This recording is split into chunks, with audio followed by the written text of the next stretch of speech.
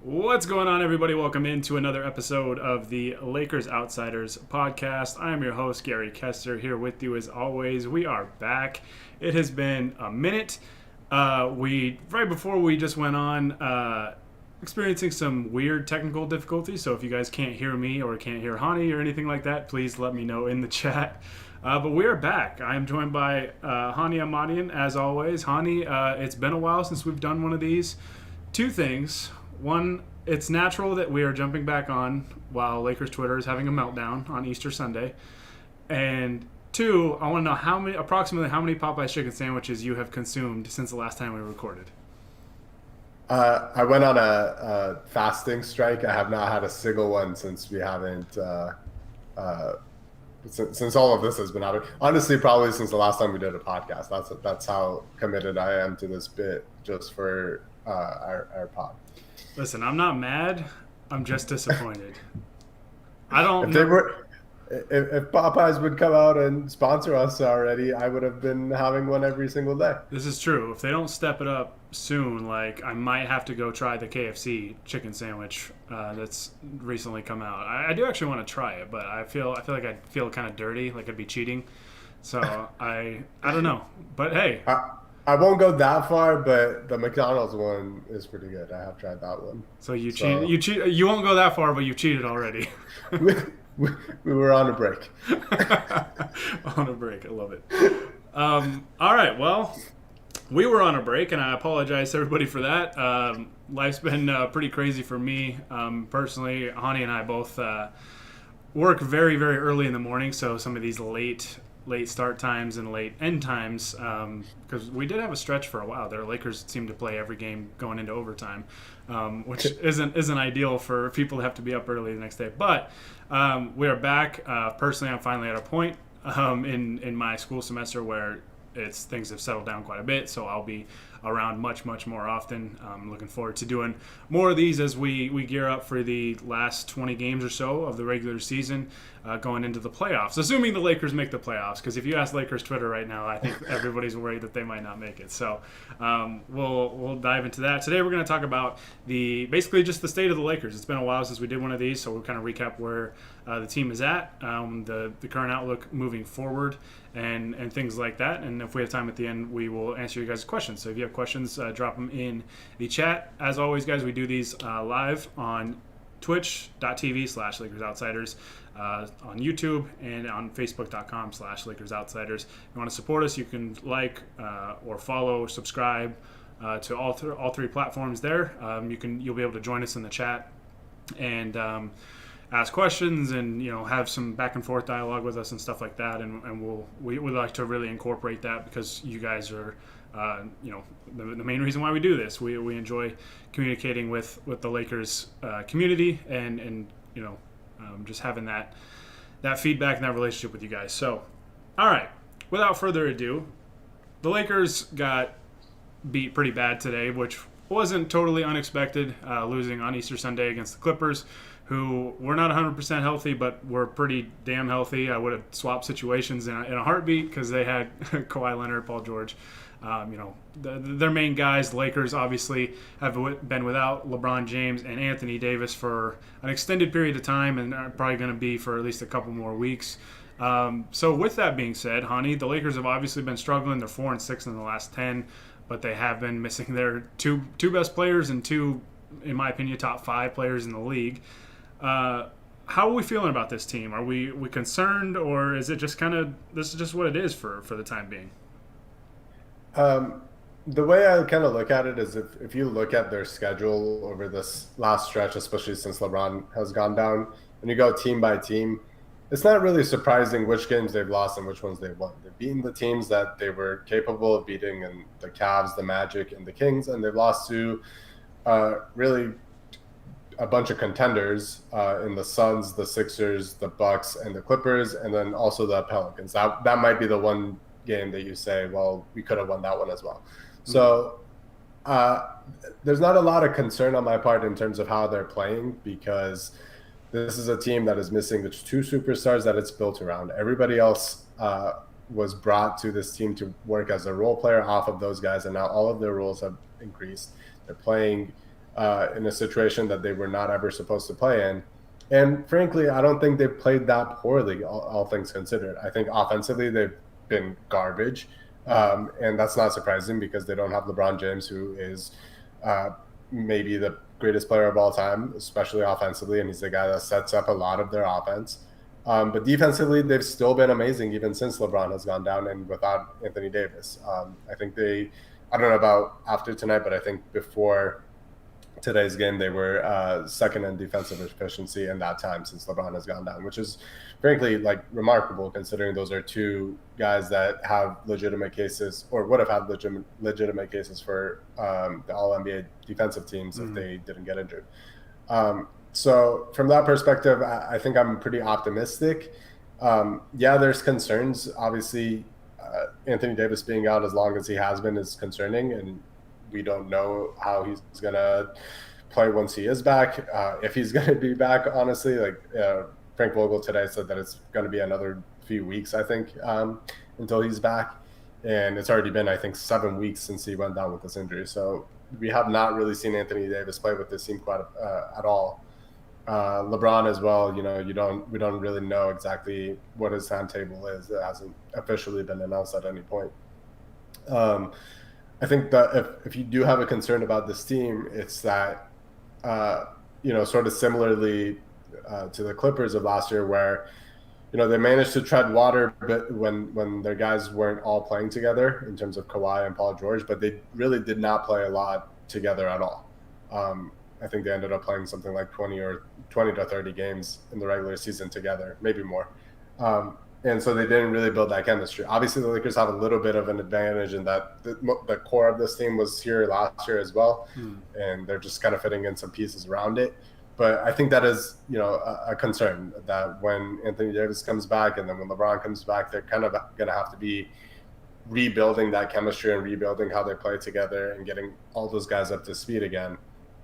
And with only 22 games until the playoffs are here, and then you're kind of going into this Western Conference where there's at least 4 really, really good teams in the Clippers, the Suns, and the Utah Jazz, and a lot of other solid teams in the bottom half of the playoff bracket.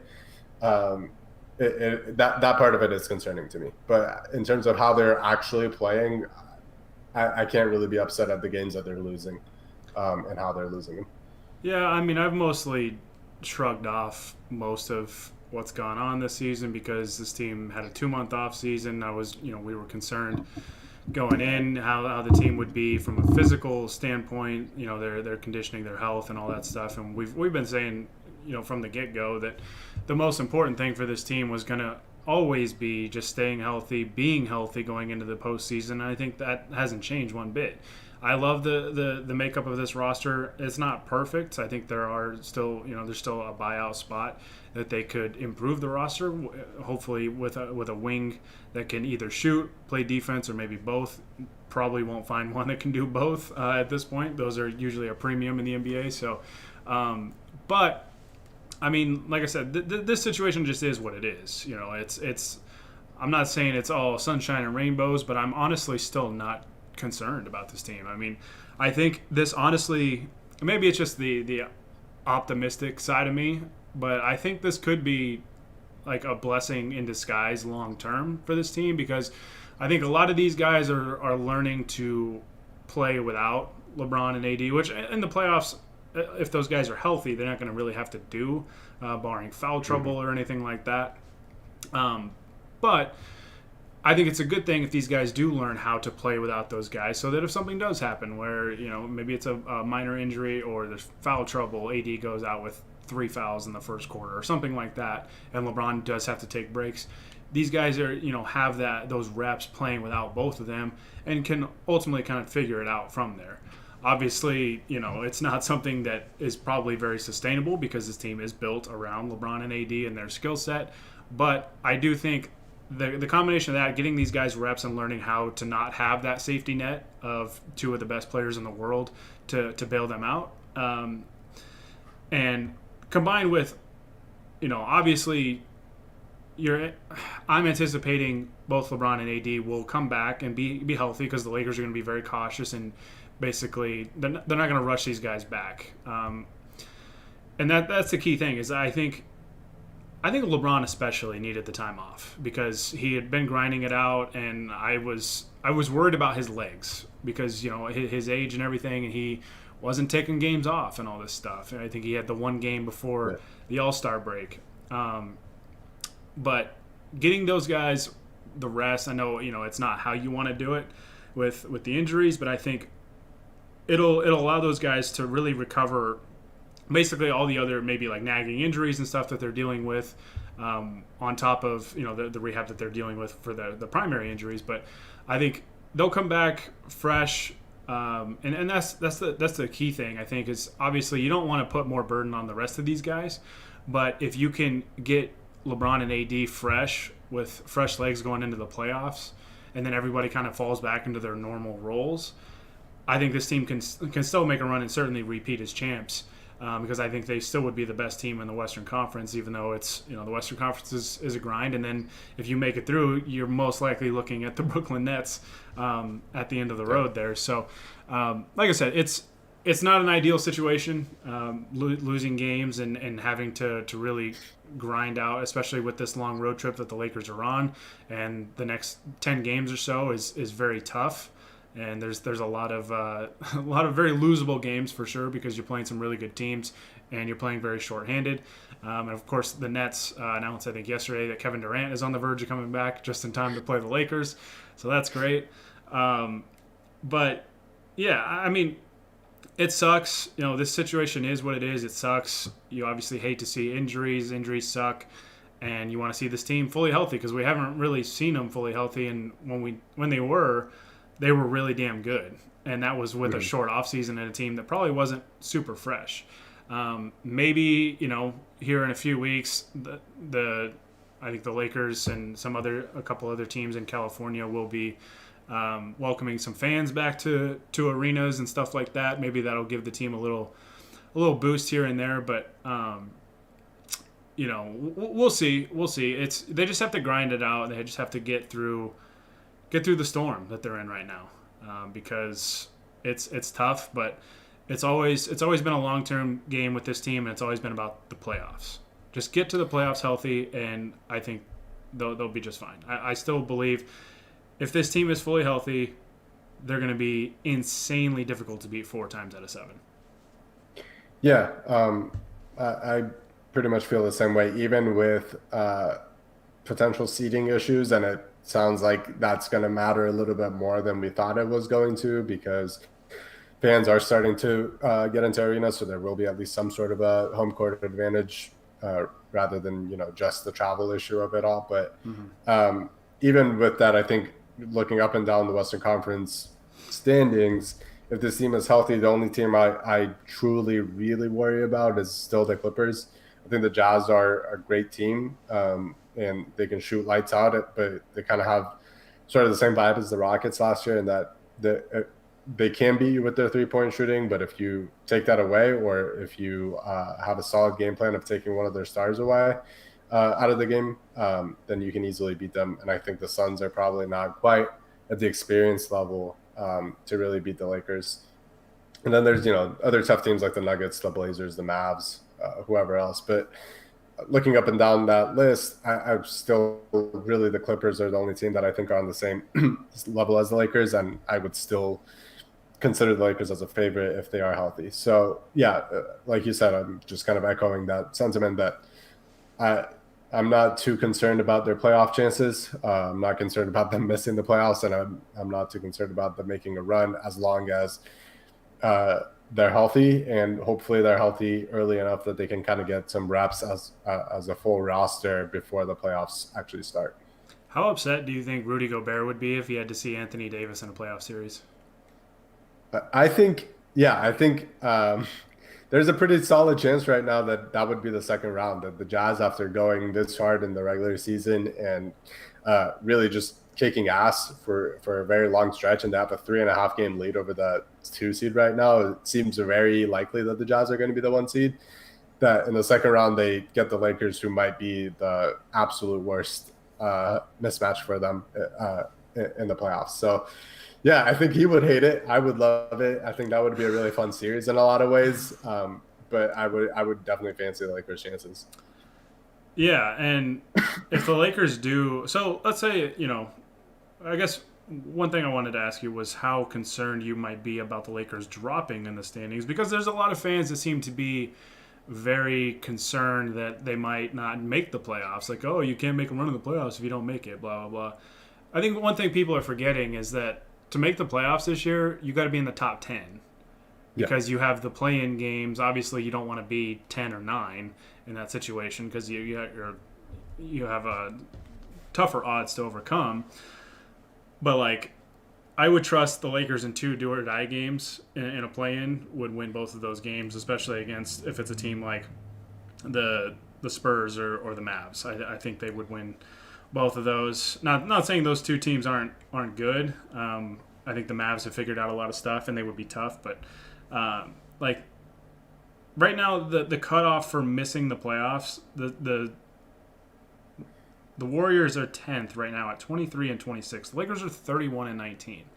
So like they'd have to tumble a long way, and that's even if the Lakers lose every game on this road trip, the Warriors are not going to win their next 6-7 games. Right, like if they do, hey, hats off to you. But the Warriors are just lost by 53 points to the Toronto Raptors, who haven't even been good this year. This is like it's a non-issue for me. I don't think as bad as the Lakers have been without LeBron and AD, because I don't think that they're going to be bad enough to drop that far, especially when those 2 come back. For the last 10, 15, however many games of the season. It's just not a non-issue. It's a non-issue to me. The worst I can see them is dropping down to like the 6th seed. Yeah, it's tough, obviously, without your 2 best players. Imagine the Jazz without Donovan Mitchell and Jordan Clarkson. But wait, sorry, I think you mean Mike Conley and Jordan Clarkson. Oh, sorry. Yeah, you're right. But they're not going to drop that far. Like the Kings right now are 11th, and the Lakers just beat the crap out of the Kings without LeBron and AD. Like there is a significant gap even between where the Lakers are right now and the level they'd have to be at to just miss the playoffs. And like if you're the Jazz and the Suns, right, and the Lakers do drop to like 7 or 8, how much do you think they would tank the last 5-10 games to try and drop to 3 so they don't have to see the Lakers in the first round? I think that would be a very smart idea, but I don't think I think we always kind of expect NBA teams to do that sort of thing, and they usually don't.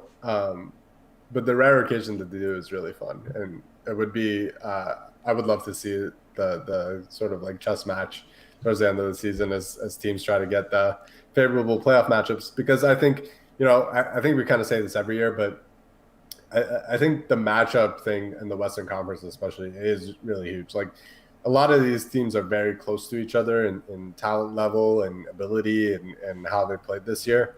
Like you can't tell me the Mavs are that much of a worse team than like the Suns, for example, even though there's like a five seed gap between them. But it's more about those matchups, and I think it would be really interesting to see. To me, I don't think the Jazz want to see the Lakers. I think they would much rather play even the Clippers, who are obviously, like I said, the other favorite in the West to me. I think that just is a much more favorable matchup for them, but a different team might prefer the Lakers over them. But yeah, it would be really interesting to kind of to see how those teams kind of play those last couple of weeks of the season. Yeah, I definitely would love to see the jockeying for position or lack thereof in that situation, because I definitely think it would happen, because it's like we're saying, man, if LeBron and AD are healthy going into the playoffs, nobody wants to see this team. I mean, they're still going to be insanely good, and obviously you want those guys to come back and get, even like 10 games with some reps to kind of shake the rust off going into the playoffs and stuff like that, and I think they'll be just fine. So hopefully the team just stays healthy from here on out. They get the guys back, things start clicking again, they get the ball rolling again, and I think that they'll be just fine. Obviously, I agree with you. I think the Clippers can be very tough because they are a very good 3-point shooting team. They have been this year. They've been like really, really efficient from a shooting standpoint. And 3-point shooting, I think, is just it's a great equalizer. Like even if you're, if you're an underdog in a playoff series, if you hit threes Yeah. consistently, that's why some of us were like me. I was concerned about the Rockets, but not like panicking about the Rockets last year in the playoffs. And we saw it in that game too. Like the third quarter, they just went ballistic from the 3-point line and erased a big deficit from the Lakers. And I mean, the Lakers obviously figured them out, but like a team that can shoot threes at a high rate is tough to beat. Yeah. Another team I will say I want to give credit to that I wouldn't say I'm like overly worried about, but I think is going to be very tough in the playoffs is going to be the Denver Nuggets. That Aaron Gordon trade I think has really given them a boost. And I think they have a five person lineup. I think it's like Murray, Barton, Gordon, Porter, and Jokic that is really, really good. Can do a lot of different things. Space the floor. They're fast. They can score, play defense. Like that lineup is really, really good, and that's going to be their go-to lineup probably in the postseason. So they're going to be tough. They're going to be tough. I think that was exactly the type of move that they needed.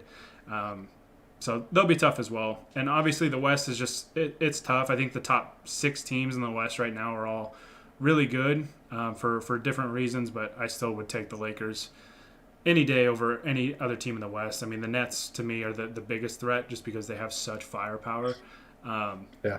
But hey, we gotta get there first, so we'll cross that bridge when we get if and when we get there. The main thing is just getting healthy right now. So let's talk a little bit about Andre Drummond. We've only gotten to see 14 minutes of him. Of course, he caught the injury bug right away. It doesn't sound like it's going to be something that keeps him out too long. Kind of like a game-to-game thing with the toe injury. But how are we feeling about this pickup? Because there's been a lot of mixed opinions about it. I'm kind of indifferent on it, but I'm curious to see what your thoughts have been on the Lakers picking up Andre Drummond. Yeah, I think mixed opinions is exactly how I feel about it as well. I think Drummond has a lot of strengths that are beneficial to the Lakers. I think his rebounding, especially, and especially on the offensive glass with a team that is struggling to really score the basketball right now, he can, save you a few possessions that way, get you a few extra points, whether through his putbacks or just recycling possession. And defensively, I think he's not a great defender, but I think Vogel and the Lakers as a whole can kind of put him in positions where he can impact impact the defensive positioning a little bit better. I think he's got quick hands. He can get some blocks with his athleticism, and get some steals with those quick hands and his agility. I do think there are some negatives to him. Like I said, I don't think that the defense is great. I don't think offensively he's not super skilled. He's an okay passer, but you're not really going to him in the block. He hasn't been finishing at the rim very well at all this season. Mm-hmm. I think he might be shooting under 50% at the rim, which is pretty terrible for a guy of his size. The optimistic outlook of it, I think, to me is the Lakers were able to get a lot out of JaVale McGee and Dwight Howard last year. And neither of those guys, I don't think, have been quite as good as they were last year this year, which to me kind of shows that, the Lakers as a whole, both in terms of the coaching staff and the players, and probably especially because of LeBron, are able to put these bigs that are a little bit flawed. They don't have, they're not perfect. They have some strengths, some weaknesses, but they're able to put them in good positions where they turn out to be pretty impactful players. I think both of those guys were huge for the Lakers in the regular season last year, and Dwight especially had some really important moments in the playoffs as well. So that's my optimistic outlook of it. My more pessimistic outlook is that I think there is sort of like this balance of your chemistry, your minutes, your rotation, and we're kind of seeing that with Marc Gasol right now. Obviously, he doesn't seem very happy about the fact that he's been benched or was benched by Drummond before his injury, or that he's potentially going to be losing out minutes to him. He thinks that he should be an important contributor to this team, and I kind of agree with him. I think Marc probably hasn't gotten a fair shake in terms of the perception of him since he's been with the Lakers, because he's not a guy that puts up a lot of numbers. He's not filling out the box score with points and rebounds, but I think he legitimately has been a really, really crucial part of this team. And I think they really felt that when he was injured, and since he's come back, not injured but sick, and since he's come back, I think he's been phenomenal. And to me, I think he unlocks more of this team, especially offensively and even defensively, than Drummond would. I think his passing has been incredible. It's super important for this team. It gets guys to move without the ball more, get easier shots. And then defensively, again, he has those quick hands. He's always in great positions. If you show him the ball at any point while you're making a drive, despite him being vertically challenged, let's say, and a little bit slower, he can get blocks and steals very easily. And to me, I think he is the better player than Drummond. I think he deserves more minutes. I have trust in Vogel to kind of figure out that front court rotation, especially when AD comes back, of, in what situations is Mark better to play, and what situations is Drummond better to play. Montrezl Harrell, where does he fit on all this? Is he now just a full-time 4? Or does he play some small ball 5 minutes as well? We know he kind of struggled with that in the playoffs with the Clippers last year. How can the Lakers put him in a position where, the insane production that he's giving him, they can still get that without him being a liability, especially defensively? I think it's very, very difficult to figure all that out in a pretty short stretch before the playoffs. But as a whole, I mostly have a positive look at it as like, all right, I trust these guys. I trust Vogel and I trust LeBron more than anybody else to really kind of figure that out. And I think Vogel had some good comments of like, yeah, we know that Mark is going to be important for us in the playoffs. And I hope that they do realize that, and that these rumors of like a buyout happening don't happen, because I think he is going to have some really, really important moments in the playoffs if the Lakers do go far. And I think Andre Drummond at least has the potential to have those moments. I need to see him play with LeBron and AD. It's really hard to kind of give an outlook on a guy that hasn't played with those guys and has only played 14 minutes with the team. But I think there is potential there. I just am not super high on it, and I'm not really putting my eggs in that basket just yet for a good Easter punt to close that out. Yeah, I mean, I'm right there with you. Like, Drummond is a very interesting player, because I think the big like joke for him on Twitter, right, is like he's the type of guy that can get 30 points and 20 rebounds and still have very minimal impact on the game. Yeah. But like you said, I think with going into last season, right, when the Lakers signed Dwight Howard, everybody was like, oh my, like, what are we doing? This is terrible. This is awful. All this stuff. And then Dwight was great for this team last year. Obviously, him and JaVale didn't play a ton in the playoffs because their Lakers' best lineups were with AD at the 5, which I think is going to be mostly the case again this year. I'm not a huge fan of how they've handled the situation with Marc Gasol, because he's the type of guy, like you said, Honey, he's not going to fill up the stat sheet, but his impact really shows up on tape.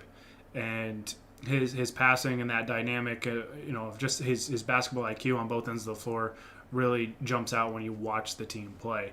And I think he puts a lot of guys in better positions to succeed, both offensively and defensively. So I would like to see Gasol still be part of the rotation. I don't think it is super. I don't think it's super wise to really just take him out for Drummond, especially given the fact that Drummond is coming into a situation brand new.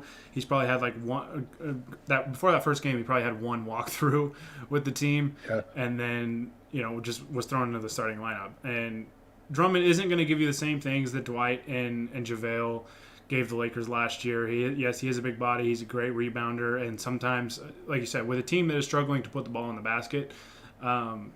Like, trust me, as a big North Carolina fan, sometimes their best offense was a missed shot. And it's been that way for a long time. Like, it was a staple of Roy Williams' teams was they are really great offensive rebounding, and that creates extra shots.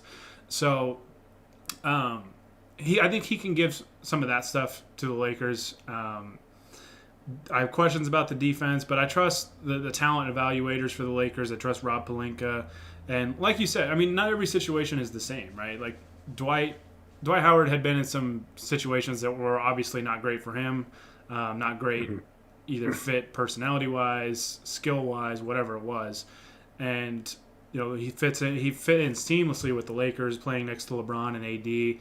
And I think Drummond can have some of that factor as well, because LeBron just makes everybody better. He makes everybody better, and especially with big guys, man. He can get so many easy looks for those types of guys. He's not really the lob threat that, say, a JaVale or Dwight Howard is. I think we saw that they tried to let one lob pass to him, and it was a little too high. Like that, JaVale probably goes and gets that. Dwight maybe goes and gets that, but that's not exactly in Drummond's bag. But yeah, it's I think he's going to bring some positive things. I don't think he's going to be perfect, but I want to see him play with LeBron and preferably also AD before we really judge. I don't anticipate him or Gasol playing a ton in the playoffs if Anthony Davis is healthy. Personally, I would lean probably more towards Gasol being AD's backup at that 5 spot, but that's just my personal preference, just because I trust Gasol to space the floor, his passing, his basketball IQ, that kind of stuff. So that's my take on it. I think Drummond's fine, and I believe in the talent evaluators. I believe in this coaching staff. I think Phil Handy can probably do a lot of great things with Drummond as well. There's definitely a skill set and a physical attributes to work with. So I think it'll be fine. It's just that's probably going to take some time, especially with your best creator not being there, and even a guy like AD being a guy that can space the floor and wipe away a lot of defensive deficiencies from other guys. So one of those things that it is going to take time. So I would just implore Laker fans to be patient. I know it's hard, but we just got to be patient. On the patience aspect of that, I will say last year when there were rumors of the Lakers signing Dwight or wanting to sign Dwight, I was pretty against it. I thought they should have gone after Joakim Noah, who had similar questions of whether he was washed up or not. But I thought he kind of fit with the team a little bit more. I was wrong. Joakim Noah did eventually get signed by the Clippers. I don't think he really ever did anything for them. He ended up retiring this year. So clearly was more washed than Dwight was. This year, I kind of almost felt the same way that a little bit of a different situation. But when Gorgie Dieng got bought out by the Grizzlies, I had the thought that I thought Dieng might be a better fit for these Lakers than Drummond. I think he's a much better defender. And I thought he would kind of just fit in a little bit more seamlessly than Drummond would and wouldn't do too much at any point. And obviously they went against that and got Drummond. It's way too early to say whether that was the right decision, whether they even looked at Gorgie Dieng or not, or whether Gorgie Dieng ends up being a better player for, I don't remember who picked them up. San Antonio, I think. But yeah, Spurs, yeah. But my point on that is that I'm fine kind of giving the benefit of the doubt to the Lakers a little bit and kind of trusting that process, because they have proven it over the last year or two that they are able to kind of, evaluate talent pretty well and get the guys that they think fit the roster well. And it has, for the most part, panned out. It's kind of hard to really even come up with an example over the last 2 years of anybody that they have signed and just wasn't good at all in their role. And two, putting trust in the coaching staff and in the rest of the players of being able to fit those guys. So like you said, I don't have high hopes for Drummond. I'm kind of tempering my expectations, but at the same point, I am, a little optimistic of them being able to get as much out of him in these next couple of months as possible. Yeah, I mean, I totally understand, given like his age and everything. I mean, he's still like in his prime years and everything. I think the Lakers probably saw it as a potential like boom or bust kind of thing. Like, hey, if we really hit on this, we could have a serious player that we get for nothing, basically. Yeah. So, totally understand, their rationale. I mean, have always been of the mindset that I did want the Lakers to add another big guy for depth purposes because, I mean, going into the season, it was basically AD, Gasol, and Montrezl Harrell. So I was like, I really wanted one more like true like big guy, like a guy like 6'10" and above, just for depth purposes, for insurance, I guess. So I mean, they finally got it. Of course, they kind of were forced into doing it because of the circumstances. But I totally get it. I totally get why AD or why they would go after the new AD, right? AD2 Yeah. or whatever. So. Yeah, I mean, we'll see. I just don't think down the stretch of the playoffs, any big that they signed was really going to be a huge difference maker because if Anthony Davis is healthy, he's going to be the guy at the 5.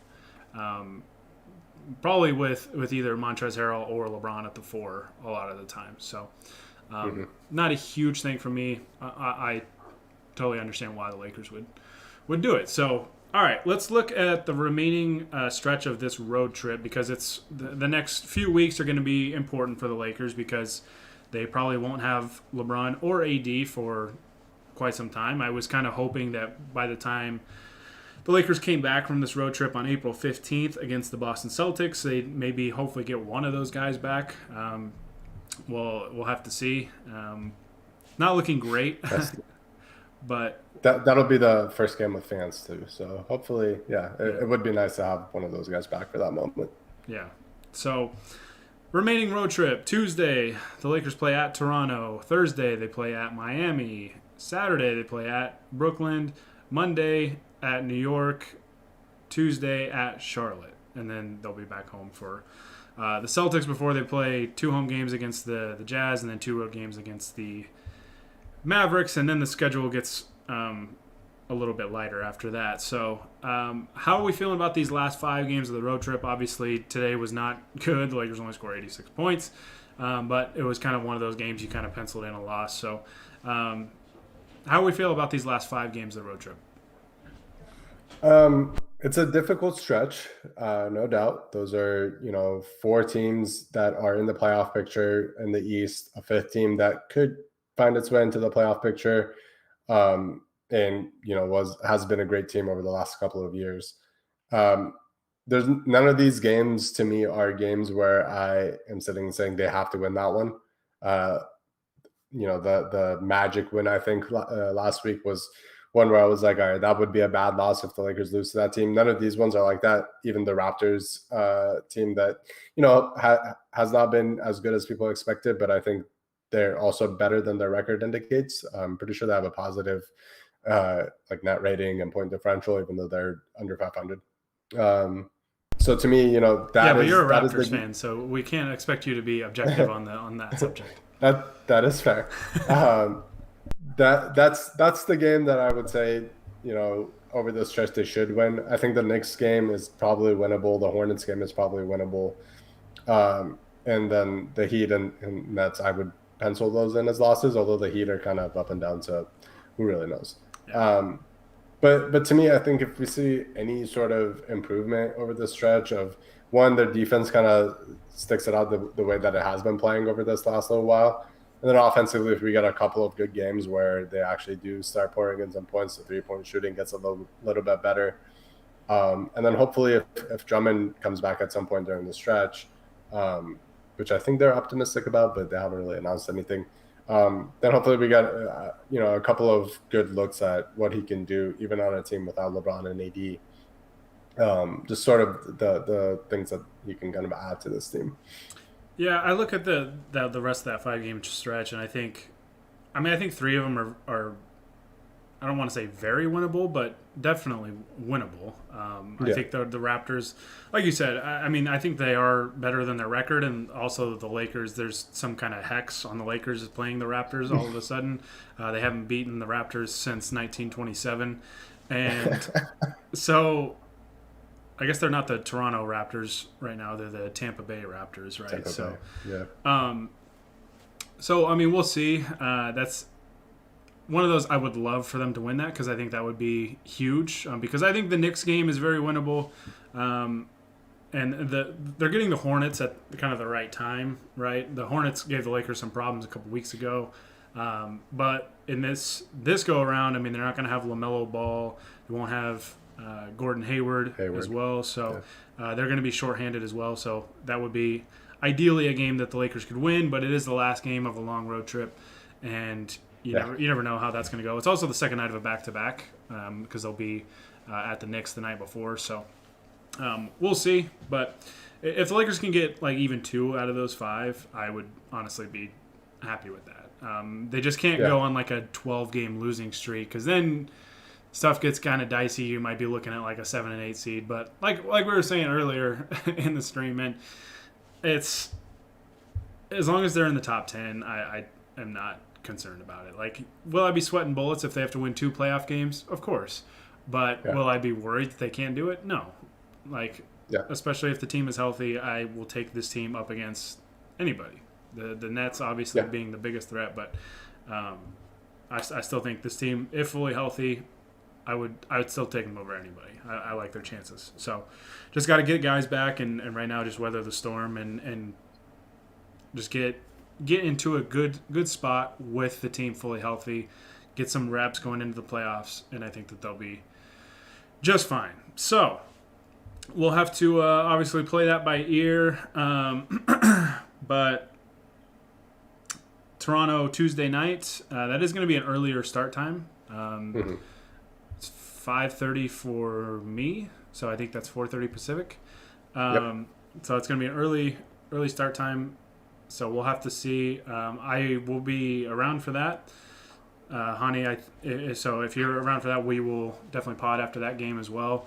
Hopefully, I mean, Honi, you're going to be happy either way because one of your favorite teams is going to win. So it's a win-win, baby. I might get a Popeye's chicken sandwich just to celebrate. See, you need the Lakers to win, so it knocks the Raptors draft pick down a little bit more. Although they're in the Eastern Conference, so I mean, they could probably get in at like 10 games under 500. That's probably true, yeah. So we'll see. We did have a couple comments in the chat, so we'll get to those before we sign off here. We had somebody saying KCP is not good. Listen, here's my thing with KCP, right? Obviously, he has struggled for the majority of this season. He's had some high points. He's had some very, very low points. He has proven himself in the postseason in a championship run, so I am not going to count someone like that out of anything. Obviously, it's frustrating because we know what he can do when he plays well, and he's a very impactful contributor. But I'm not gonna discount KCP. I think when the playoffs roll around, he's gonna bring it because he proved it last time, and until he proves otherwise, that's what I'm gonna believe. Yeah. I also, this is my pod rant. There's this thing that Lakers fans do, especially when the team isn't playing well. There's a lot of things that we do. Yeah. Where, I don't know, it gets very jarring to see people kind of trash their own team's players, especially a guy like KCP who was their third best player on a title-winning team last year. And had huge moments in the finals, even against the Heat to really bring that title. Or a guy like Dennis Schroeder, who it feels like people are kind of turning on because he wants more money than the Lakers can offer him currently, and he's willing to wait until free agency instead of signing an extension. I don't really get why people are kind of hating on that. I think if any of them were in that situation, they would also do the same thing and try to get the most money that they can. So I don't know. It's a strange thing to me because I can't really fathom watching a team and enjoying a team and then rooting for a team and then also like trashing the players on it kind of consistently. Anyway, to answer the question or comment, I don't think KCP is a bad player. I think he has been bad this year for the vast majority of it. I think there should be some concern. I also think that once LeBron James is back and he is the one running the offense and getting him open looks, that KCP will do a much better job. Yeah. And so because of that, I'm not entirely worried about it. I think he's still going to have important moments in the playoffs. And by the way, if he just isn't good anymore for some reason, they still have Dennis Schroeder, who I think has been really good this year. Wesley Matthews, who after a poor start has really kind of gotten it going recently and has been pretty important over this last little while. And then, whatever you can get out of Caruso, who I think has struggled just as much as KCP, especially since LeBron has gone out. And I think he is the guy that probably needs LeBron back in the lineup more than anybody. And then Taylor Horton Tucker, who keeps improving. He has his sort of fluctuations in his game. He has games where he really struggles and games where he really shows how much potential he has. But that's not a bad break in case of emergency to have in the playoffs. He might not get a lot of minutes, but if KCP is not playing well and Frank Vogel needs to bring in somebody to kind of get those minutes, I think most of us would be happy with Taylor getting a little bit more time. So, I'm just not too concerned about it. We just need Mike Breen to call every game, and then Taylor Horton Tucker will be great, because I don't think he's had a bad game when Mike Breen loves him to death. So, because I think every time Mike Breen's there for a Laker game, THT plays pretty well. So, yeah, I mean, listen, a lot of these guys are struggling. They're playing roles that I don't think that they expected to play. And when LeBron and AD get back, those guys fall into those roles, and I think that they'll be just fine. And I think KCP is no exception to that. I think there's a lot of these guys that are maybe pressing a little bit, in all honesty. With your two superstars out, guys have got to step up. And when you have to do that night in and night out, it's a little different when, a guy maybe goes down with foul trouble or whatever, and you have to step up for a game. When you have to do it every single night, it kind of puts into perspective, I think, how great some of these like superstar talents are. That it's expected of them, and they bring it every single night. Like, that's the type of stuff that separates a superstar from a role player. Like, role players, I think, can step up in given situations and stuff like that. Superstars bring it every night, despite the expectation, despite the defensive attention, all that stuff. And when the two superstars come back, the defensive attention comes with it, frees up some more space and stuff like that, some better looks, and just more comfortability, I think, more than anything for these guys. And KCP definitely falls into that category. So, and by the way, just one last note on this. There's been like this kind of weird narrative, I guess. It's not super common, but I've seen it enough that it kind of bugs me, of people saying that, KCP's not that proven. He only showed it in the playoffs last year for like a 20-game stretch. One, that's the most important part of the season. And two, that's not true. He was really good all regular season outside of like the first 3 weeks of the season when everybody wanted to, boot him off the team. I think he was pretty consistently the third best player on that team last year. And, a team that goes on and wins a championship, if you're the third best player on that team, you're a pretty damn good player. And I'm okay with kind of riding this storm and just hoping that he's going to figure it out by the time the playoffs roll around again. Yeah, totally agree. The next comment was, I think we are overreacting about the Mark thing. The biggest problem is that the shots are not falling, and secondary, that Dennis is not a true playmaker, especially right now that LeBron is out. Thoughts on that? Oh, I get to do it again. Okay. I'm trying to kind of figure out what those things have to do with each other. Yes, I think the biggest issue right now is the shots are not falling for the Lakers. The offense is bad because of that reason. I don't think the looks they're getting are at the same level as they are when LeBron and AD play, because that's pretty obvious. Those, like we just said, those are the guys that, take the defensive attention. They make the right plays, et cetera, et cetera. They're superstars. That's what they do. Schroeder as being a true playmaker, I mean, he's not Chris Paul, but the guy before this game was averaging 19 and 7 since LeBron went down with his injury. And everybody, I tweeted about this, and everybody was arguing with me about it being empty calories, and he only did it against bad teams. Well, if he didn't do it against those bad well, if you didn't do it against those bad teams, they would have lost to them too. So I don't really know what the deal with that is. Dennis Schroeder is not a superstar. Your expectations should not be that he is a guy that is going to just carry this team to wins without their two star players. He is a role player. He's a very good role player. Yes, I understand that he wants a lot of money for a role player in an open market where everything else was equal between all teams, he probably wouldn't make $25 million a year. But he understands that he has leverage because if the Lakers lose him, they don't have cap space to get anybody remotely as good as him. So, I have no problem with him trying to get more money because of that. And it doesn't really matter for the Lakers because it doesn't change anything about their cap space. All it does is put them in luxury tax. And frankly, no offense, but it's Jeannie Buss's money, not mine. I don't really give a damn about the luxury tax. So, it's the same deal. Like, I don't really understand what people want from Schroeder in this situation. I think he's been playing fine. He has his moments where he's not very good. And he has his moments where he's really, really good because a good role player is like that. And I think as somebody who was a little cautious when the Lakers made the trade to get him, I think he's more than exceeded my expectations. And he, by the way, is playing hard as hell every single night. His defense has been way better than I expected. He is Superman diving to get loose balls all the time, and I'm afraid that he's going to break every bone in his body doing that. But I don't know. Give me that guy 7 days out of a week, to be on this team. And when LeBron and AD come back, I think he, again, like KCP, is going to be a really, really important part if this team makes a deep playoff run and wins the championship.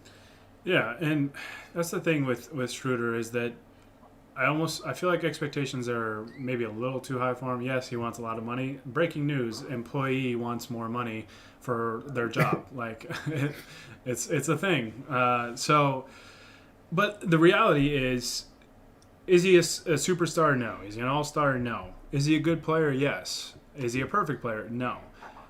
His role in this team, though, when LeBron and AD are healthy, is going to be being probably anywhere between the third best player on a given night to their sixth best player, right? You've got guys like Kyle Kuzma, Montrezl Harrell, Kentavious Caldwell-Pope, like we saw in the playoffs last year. They can step up and be like that third best guy. So, it's a by committee thing, and Schroeder fits into that committee behind LeBron and AD. Like this whole team. I mean, maybe outside of the, even Kuzma has had great games, but he's also had very bad games.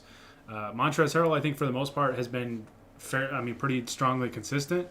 But even he has nights where he doesn't play overly well. Like, these guys are mostly role players, and that's okay. That's okay. Like, This is just their situation right now. And Schroeder is not a perfect player, and he's essentially their backup point guard to tie into the last comment we got that we need a backup point guard. I mean, that is basically Dennis Schroeder. Right now, their starting point guard essentially is LeBron James, and he's out. So it's going to be okay. Like, I'm telling everybody, because the other comment that we got was looking like play-in tournament for the Lakers. Everybody take a deep breath. Let's relax. The Lakers are fine. I mean, what we say, they were 31-19. Like, it's going to be okay. I know they're struggling. They're severely undermanned right now, but it's going to be okay. They're gonna get through this. I don't know how much damage will be done, but not enough damage is going to be done to this team before LeBron and AD get back. And once they get those guys back, everything's going to be just fine. I can't guarantee it, but if I could guarantee anything I have no control over, that might be what it would be.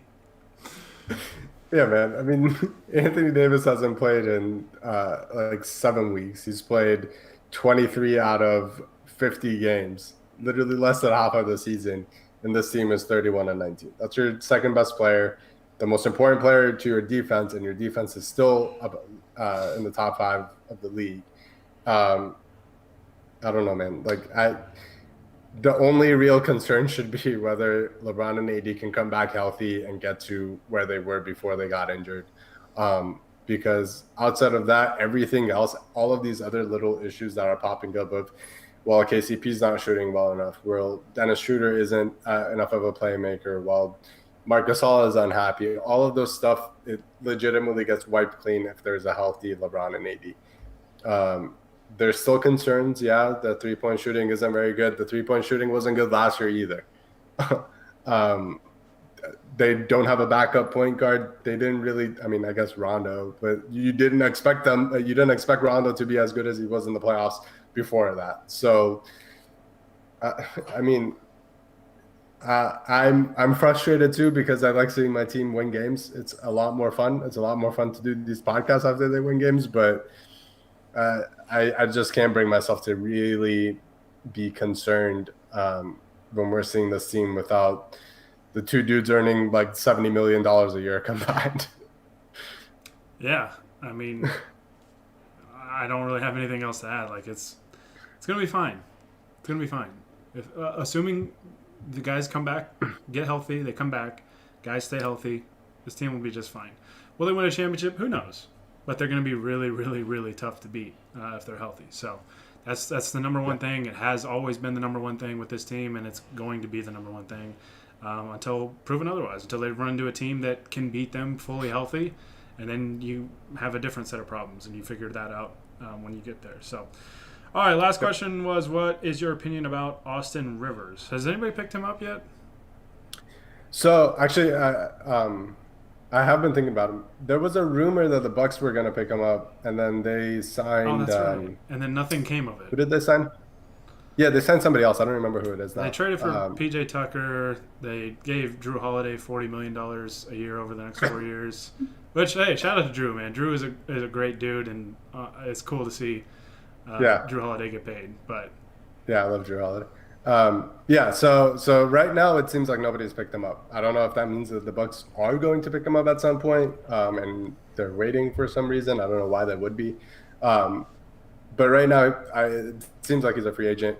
I would be open to that idea. I think he's a fine player. He's a pretty solid, like 3-and-D sort of guy.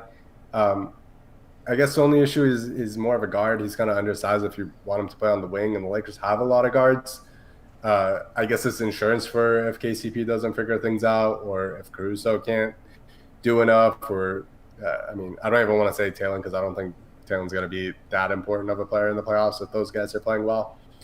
So ask the Houston Rockets that, honey. So I wouldn't be against Austin Rivers.